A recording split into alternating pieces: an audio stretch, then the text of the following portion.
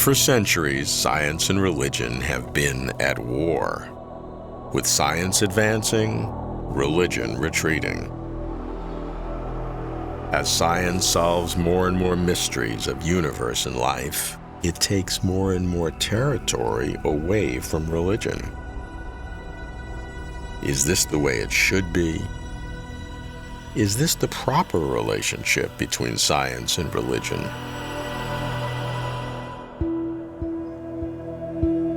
I follow the current battles. I do not advocate peace. I propose no truce. Here's my challenge to those philosophers and scientists who argue that science and religion are not at war. Prove it. I'm Robert Lawrence Kuhn, and Closer to Truth is my journey to find out if they can.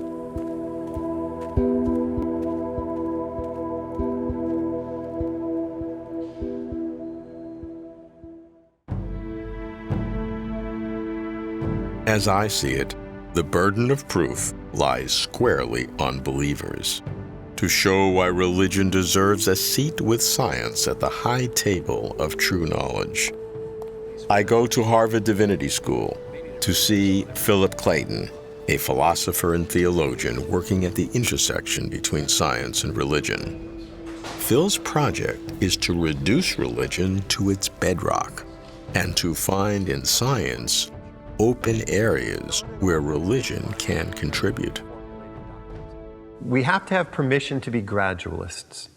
If you take an either-or view on spirit, then you'll say no spirit at all because we're scientists, or you've got to start with spirit as an absolutely unique thing with no connection to the rest of science, or you sell spirit down the river. And in between those would be the understanding of an emergence of spirit. What if the qualities that we associate with spirit gradually evolved over an immensely long period of time? A kind of primitive sentience on the part of the most primitive cells, self-reproducing organisms. And then the ability to move, and then the ability to interact in more complex ways with its environment. And then sociality, social interactions, mutual cooperation between organisms. And then, let's say, the emergence of culture, practices shared within a group.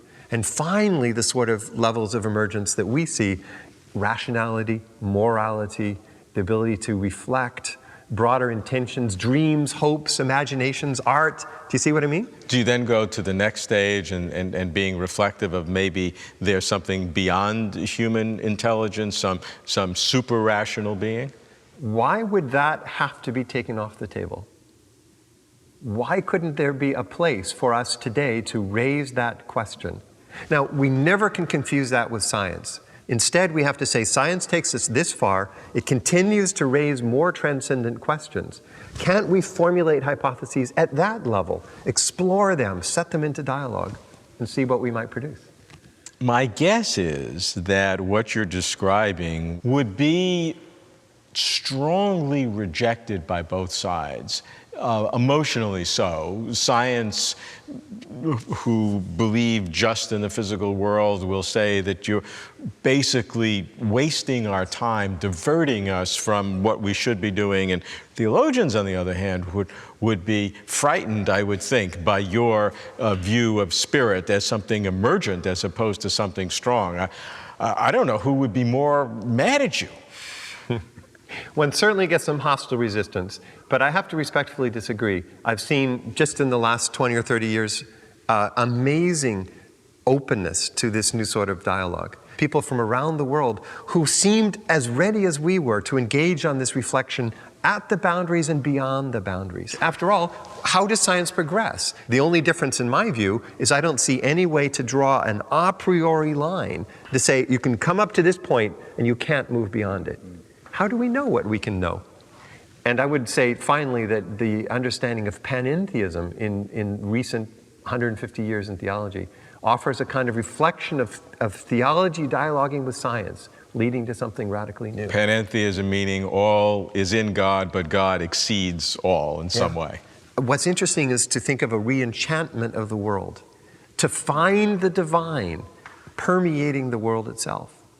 that turns out to be not so anti-theological as you might think. I suppose, to put it more radically, I'm drawn to abandon God in order to find God again. If I abandon the pre-existent creator, the perfect being, and begin looking at the emergence of spirit in the world, I allow a kind of scientific reflection. At the end, I would argue, we find ourselves compelled once again to ask the question, is there a ground for all that exists? And then we move back to some of those traditional questions, now with the best of scientific knowledge on the table in front of us, and find ourselves speculating again about a possible ground for all. But what if we are the product of an open process of emergence? Phil is no typical theologian. He rejects traditional beliefs in order to gain traction with science. He abandons God in order to find God again.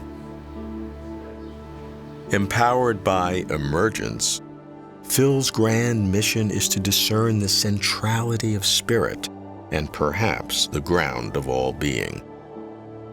But should science dominate the debate with theology? Here's the scorecard. Whenever religion picks a fight with science, science wins.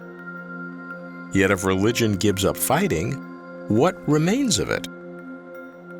But many religious leaders with deep convictions do not agree. To them, religion is robust, ultimate truth, impervious to attack. So if science and religion conflict, question the science. Moreover, science confirms religion, they assert. I should meet the intellectual leader of the intelligent design movement, a lightning rod figure in the science-religion debates, William Dembski. Bill's a formidable apologist for religion. I've heard much criticism of Bill, but I've never heard from Bill. I'm ready to listen and prepared to challenge. Bill, if we look at popular culture, we would think that science and religion were really at war. Is that the right metaphor? I don't think it's the right metaphor. I mean, usually if it's a warfare, it's that science is trumping religion. I'm more at the point of that they can throw light on each other, but I want to also preserve the integrity of both disciplines. If we're going to make a scientific claim or a theological claim, it needs to be made on its own terms. I get very uncomfortable when fundamental Christian doctrines have to get reconceptualized because science has shown this. I mean, if you look at the history of science, there are lots of science changes continually, and so you don't really want to make your theology dependent on the science. And likewise, it seems that nature has an integrity. We can follow its processes, we can theorize, and we want to be careful about saying, well, the theology is going to force us to come to some scientific conclusions. But is there not an asymmetry between science and religion in that religion can't say that science is all wrong? It can say maybe parts of science are all wrong, but science can say that all religion is wrong. So there's an asymmetry between the two. How do you get that science could say that religion is wrong? Well, they can say that it can make the claim that the only reality is a physical reality, and if religion claims that there's a non-physical. That's not a scientific claim. I mean, what evidence shows that? What scientific empirical evidence shows that that's right? the nature of reality? I agree. I agree that itself is not a scientific claim, but science would say the only thing that you can know for sure is something that you can perceive. There may be something outside of that, but we can't know that. That's incredibly crude philosophy of science. I mean, I'm not sure there's ever been a coherent definition given. Science, philosophy, religion, mathematics, all these different areas can make knowledge claims, can make claims about reality. All right, I think everybody would agree with that. Everybody can make a claim. That it's knowledge. It's not just in the realm of values or taste. I mean, that's not what we're talking about. Right. I mean, is God a Trinity or is God not? Is there a fact of the matter there? Is there some underlying reality, and which is being discussed? Right. So I think everybody would agree that all of these different ways of perceiving the world can make a claim. Now, I think the next step is that there are certain claims of science that everybody would agree are true. There are some, but but the question is how limited is that? I mean, I don't care how limited it is. I'm just saying that there are some claims of science that everyone would subscribe to. You're giving that. I'd say you'll find at least close to unanimity on something. On some aspect of science, but there's no fact of the matter about religion that would have an equal claim to universal acceptance. Is that right? That may be, but I think maybe or surely. I think you're probably right. I need to think it through. And there's a reason still not to think that religion is, for that reason, in some way substandard or worse than science. I mean, because I think if you think about science, where does it start? It starts with empirical data. But the thing is, you're going to higher and higher levels of abstraction there, and it seems to me when you're talking about theological claims, you're even beyond that. I mean, there's a factual dimension, certainly and a historical dimension to something like the Christian faith. I mean, there are claims about Christ and what he did and miracles and things like that. Certainly claims, but they're not universally accepted. But and then how are these interpreted theologically? But it seems that if you're talking science, it seems that you have agreement at these much lower levels. But you go to the higher levels of science, at the theoretical levels, there can be lots of controversy there. They are, if you will, different beasts. I would grant you that. But question still remains: are both science and religion purporting to make knowledge claims? Are we in the realm of knowledge, or are we, with religion, are we talking fairy tales, matters of taste, things like that? And that's what I would challenge. Bill will not compromise theology because of science.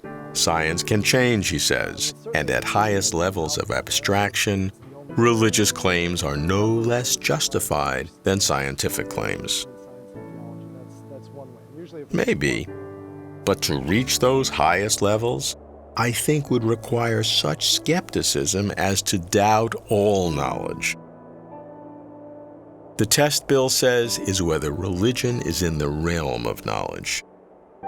Bill's logic is internally consistent, which is a necessary but not sufficient condition for his claims to be true.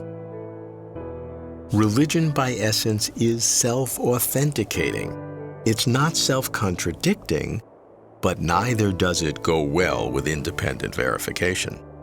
Thus, while some theologians reduce religion to fit science, others try to use science to confirm religion. It's an intellectual bazaar. I need a philosopher of science. So I go to Princeton to meet Bas van Fraassen, who probes the foundations of science. What's remarkable about Bas is that, in parallel, he maintains strong belief in a personal God. Bas, you, as a philosopher of science who's also a believer, have this wonderful statement that these studies of science and theology are mainly irrelevant or maybe altogether mistaken. That is exactly what I think. Because I think that in this literature, the divine and God's action are largely treated as quasi-scientific hypotheses. And that is a category mistake. It's not a subject of scientific inquiry. So science has no effect on that question? I mean, can't even be allowed in the debating hall? It's not a matter of not allowing science in.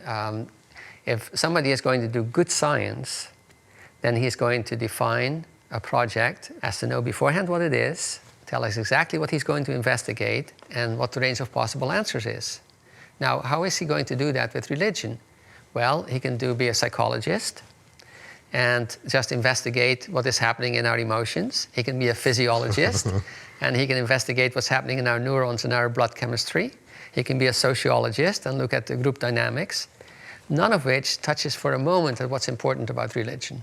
Now, some scientists or atheistic philosophers would criticize what you're saying as trying to put God in such a protected position with a moat and a wall so nobody can get at him. Well, the theologians that I admire, and the philosophers of religion I admire, come from the existentialist tradition. To the existentialist, The encounter with God is a point where you are called to decision. It can only happen in moments of extreme beauty or extreme despair. It's not a question about how did the organisms come out of the primordial soup. Doesn't that lay you open to the accusation that you're just, I don't know, some random Just spark feeling. in your temporal lobe has caused some ecstatic experience and now suddenly your life has changed when you can't have any argument to defend it?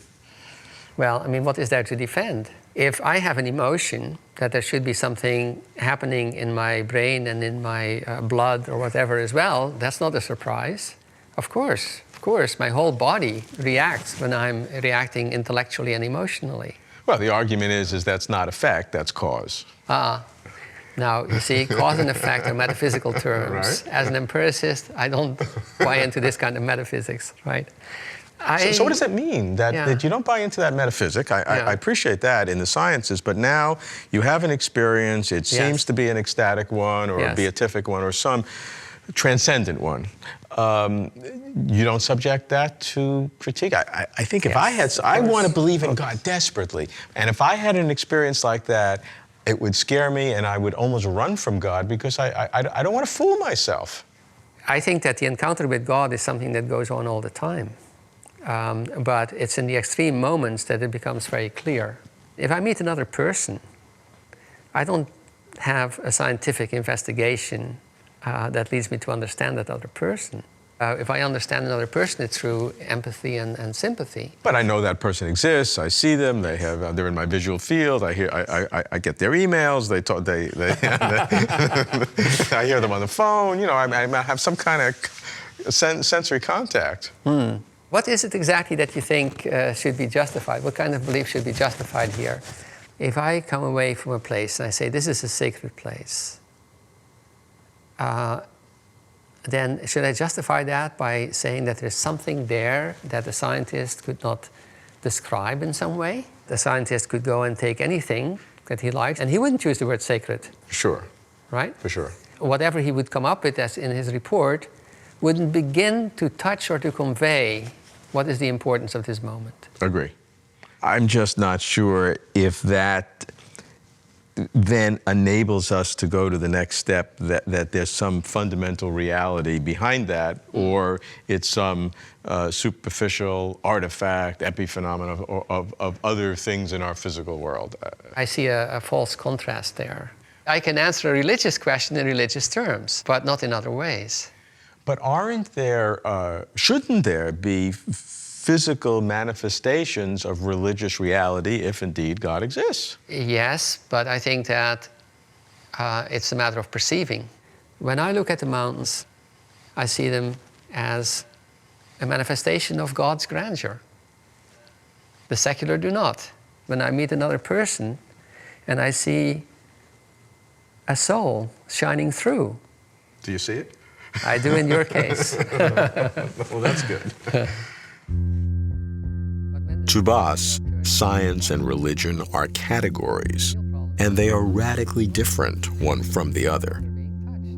Each has its own ways and words, and the two must not be conflated or confused.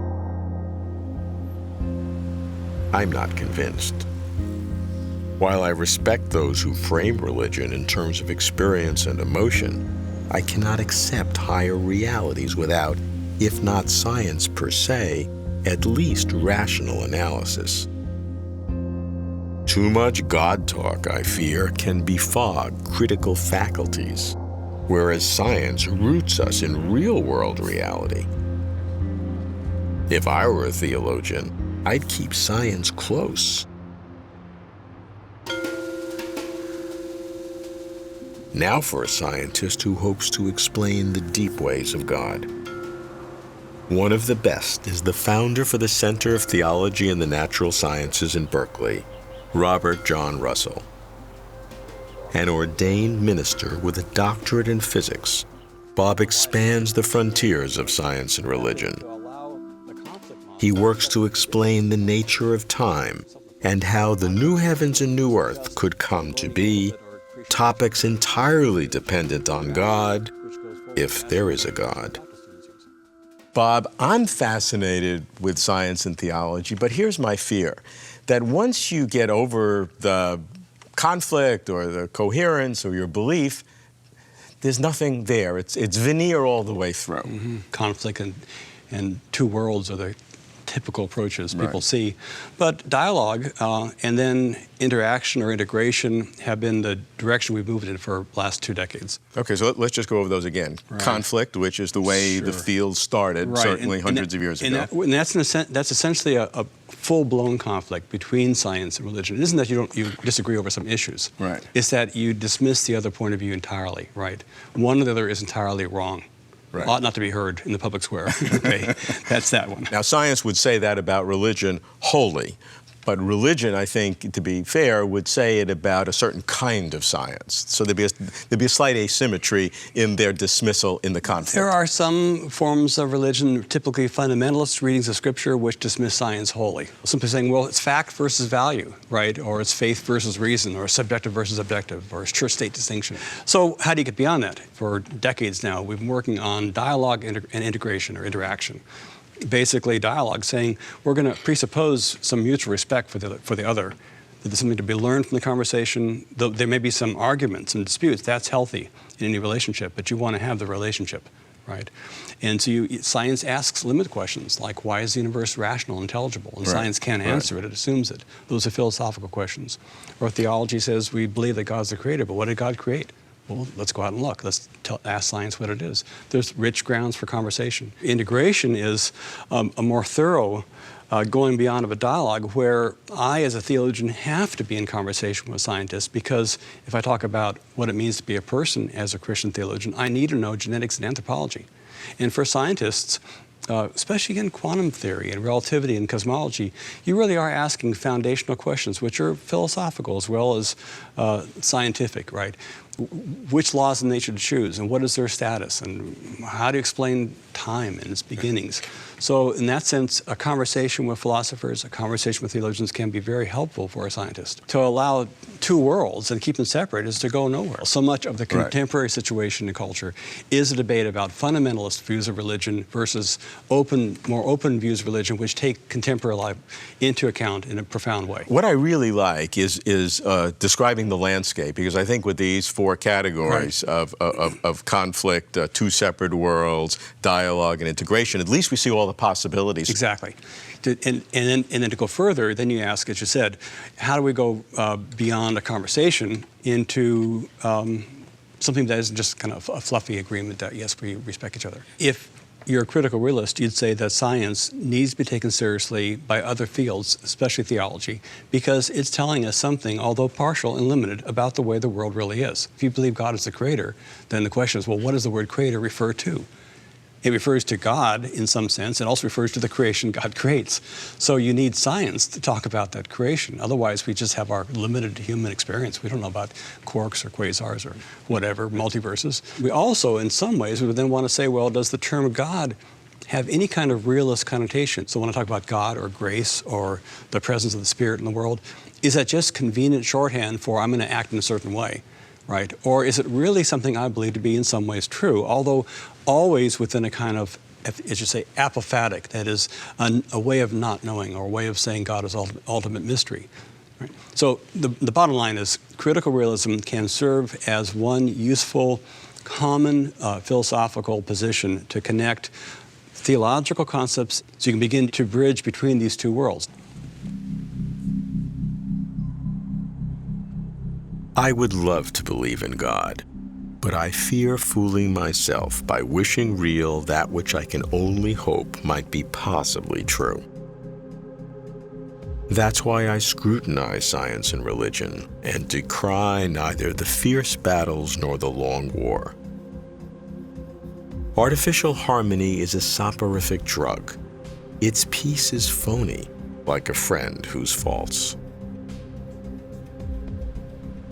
The charge against religion is that while it is engendered by human longings, it is founded on human ignorance. So must religion change radically?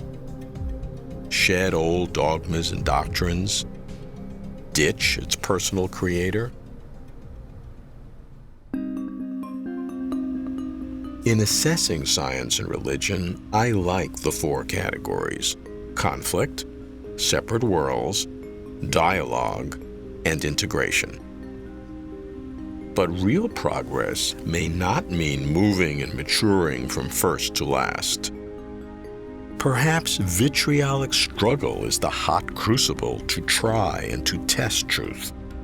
And going from refining conflict to premature integration may be closer to error, not closer to truth.